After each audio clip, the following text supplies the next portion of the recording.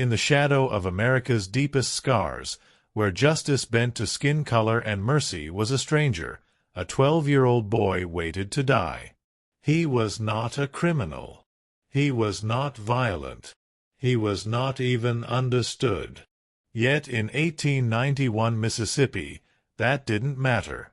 Because behind prison walls built to break men, something impossible began to happen. The dying stood up. Wounds vanished. Pain fled in silence. And the guards slowly realized the truth. They had sentenced an innocent child to death. A child with a gift no hatred could destroy. This is the story of John Duncan, the boy who could heal everyone, except the world that condemned him. In 1891 Mississippi, justice was not a blind institution. It saw color first and truth last. For black families, the law was a weapon disguised as order, sharpened by fear and maintained through silence.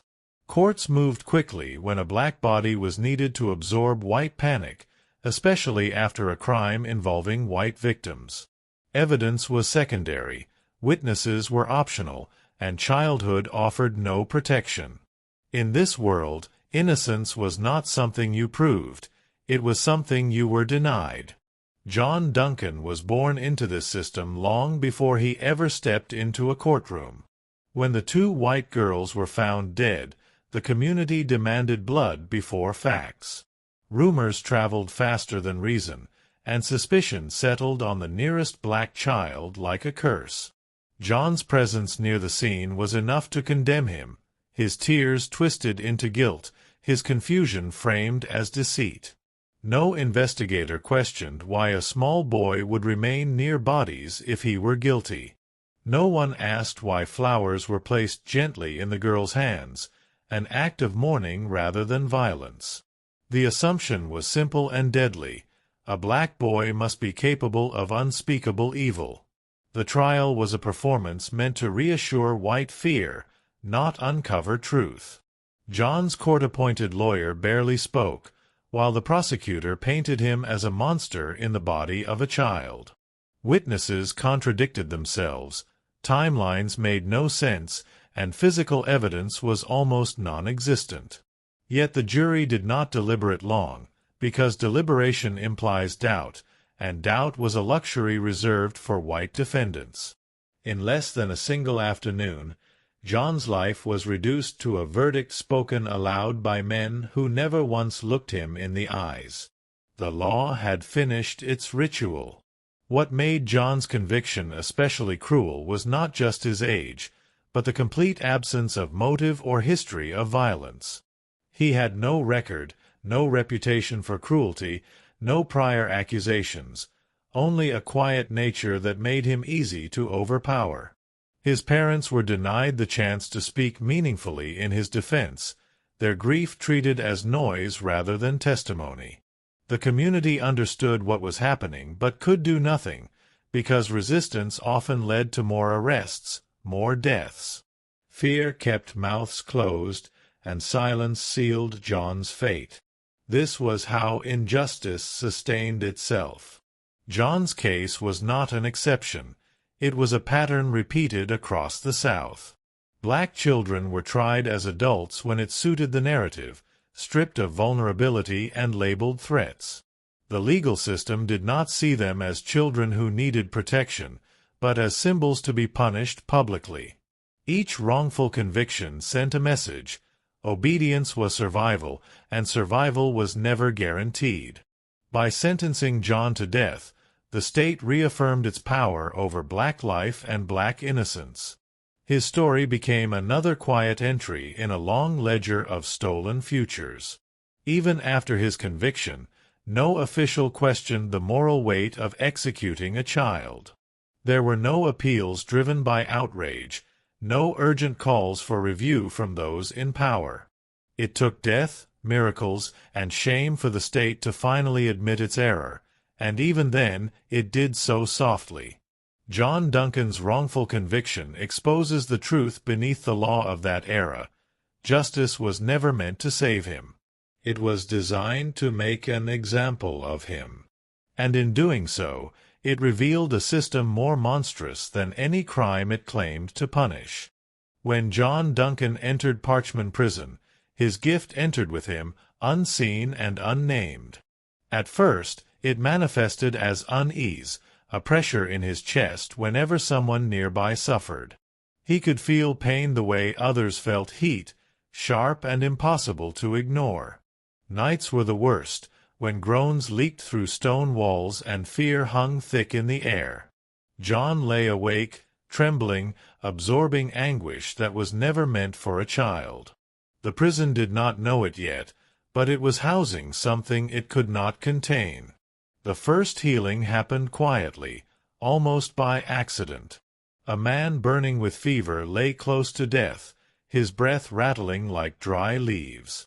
John reached through the bars, instinct guiding him more than thought. The moment his fingers brushed the man's skin, agony surged through John's body like fire. He screamed, collapsing as the fever vanished from the other man. By morning, the dying prisoner was standing, alive and confused, while John lay pale and shaking. No prayer or medicine could explain it. Word spread through whispers, because miracles were dangerous in a place built on control. Prisoners began watching the boy with reverence and fear, unsure whether to thank him or avoid him.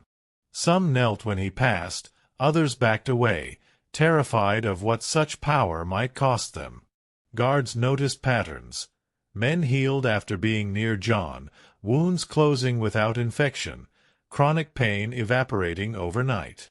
The prison doctor wrote notes he never shared, afraid of what the truth might demand. The boy became both blessing and threat. John never claimed to understand his gift, only its burden. He described pain as something that flowed, something that could be moved but not destroyed. Each healing left him weaker, as if part of his own life was being traded away. He grew thinner, quieter, his eyes hollowed by exhaustion far beyond his years. Yet he never refused anyone, even when guards tried to stop him. Compassion, for John, was not a choice but a compulsion. As hope spread, desperation followed close behind. Men begged to be brought to him, some faking injuries, others offering favors or prayers. Guards secretly brought sick relatives, breaking rules they once enforced with cruelty. Each act of healing deepened the prison's unease, because it disrupted the natural order of suffering. Power in Parchman was built on pain, and John was undoing it one body at a time. The boy's presence exposed how fragile that power truly was. What terrified the authorities most was not the miracle itself, but what it represented.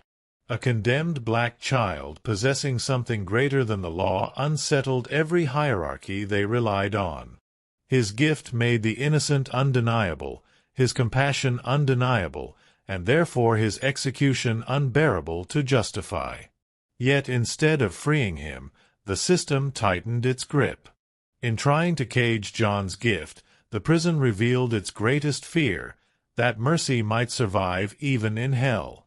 The guards were trained to see prisoners as numbers, not people, and compassion was treated as a weakness that could get a man killed. Yet John Duncan disrupted that conditioning simply by existing. His small frame, his quiet voice, and the way he looked at others without hatred made it difficult to maintain emotional distance. Each time a man walked away healed, the guards felt something crack inside them. They were forced to confront a truth they had buried for years. Suffering here was intentional. And now a child was undoing it. Deputy Warden Thomas Mitchell felt the conflict more deeply than most. He had enforced the rules without question for years, believing order mattered more than fairness.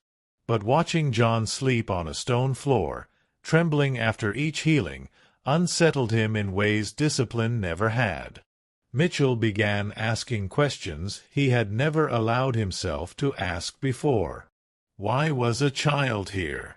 Why had no one truly investigated the crime? The presence of Miracles made indifference impossible. Other guards reacted with fear instead of reflection.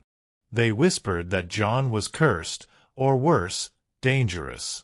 Superstition filled the gaps where reason failed, and fear turned miracles into threats. Some guards avoided his cell entirely, crossing themselves as they passed. They worried that helping him might cost them their jobs or their lives.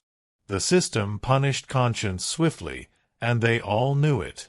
Paul Hicks stood between those two responses, torn by loyalty and guilt.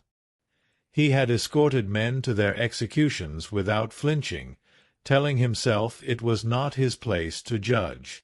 But with John, judgment followed him home, haunting his sleep. He saw his own son in the boy's face, the same hesitant smile, the same fragile hope. Each time John healed someone, Hicks felt the weight of complicity grow heavier. Silence began to feel like a sin. As evidence of John's innocence quietly accumulated, the guards faced a choice they were never meant to have. They could ignore what they knew and preserve the order that fed them, or they could risk everything by acting. Mitchell began keeping records, hiding notes, memorizing details he could not safely write down. He knew exposure could end his career or worse, but doing nothing felt like murder by delay. The prison walls seemed to close in tighter each day. The moral conflict reached its breaking point when the law demanded John's execution despite the miracles. Guards who once believed in justice realized the law did not care about truth or redemption. It cared only about finality. By condemning a child who healed the broken, the system revealed its true face. And the guards understood, too late, that obedience had made them part of something unforgivable. John's gift, once whispered about as a miracle, slowly became a commodity in a place that understood only use and control. Pain brought people to him not out of faith, but desperation, and desperation is easily exploited. Men begged, guards negotiated, and favors were offered in hushed tones outside his cell. John never asked for anything in return, yet others began asking everything of him. Compassion turned into expectation, and expectation into quiet cruelty. Each time John healed someone, the cost was visible on his body. His hands shook constantly, his skin lost its color, and dark shadows settled beneath his eyes. He began sleeping longer, speaking less, existing more like a fading echo than a child. The prison doctor noticed his decline but wrote it off as weakness, unwilling to acknowledge the price being paid. No one officially recorded that John was dying from kindness. In a system built on extraction, even mercy was mined until nothing remained. The guards who believed in his innocence struggled with the line between helping and exploiting him. Bringing sick relatives to John felt justified, even noble, yet it still drained what little strength he had left. Each request carried an unspoken assumption that his suffering was acceptable if it saved others. John never refused, but his silence became heavy, almost accusing. The more good he did, the more trapped he became. His gift chained him tighter than iron ever could. Sacrifice is often praised when it is voluntary, but John's sacrifice was demanded, not chosen. The state had already decided his life was expendable, and now everyone benefited from that decision. His healing bought hope for prisoners, relief for families, and peace of mind for guilty consciences. Meanwhile, the countdown to his execution continued, untouched by miracles. Redemption for others did not include salvation for him. As his execution date approached, desperation reached its ugliest form. People who once ignored his suffering now begged him to save theirs before it was too late. The irony was cruel. A boy sentenced to die was being asked to preserve life. every healing felt like a theft of time he no longer possessed. In saving others, John was being erased, piece by piece. By the end, his body carried the weight of every pain he had absorbed. He was no longer just a prisoner, but a vessel emptied by a world that refused to protect him. His story exposes the darkest truth of exploitation.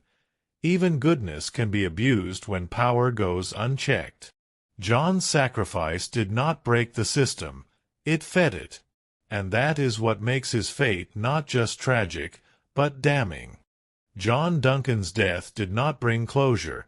It brought an uncomfortable silence that the state tried to bury. There was no public apology, no headlines mourning a child lost to injustice. Officials framed the aftermath as an unfortunate error rather than a deliberate failure. Papers were filed, statements softened, and responsibility dissolved into bureaucracy.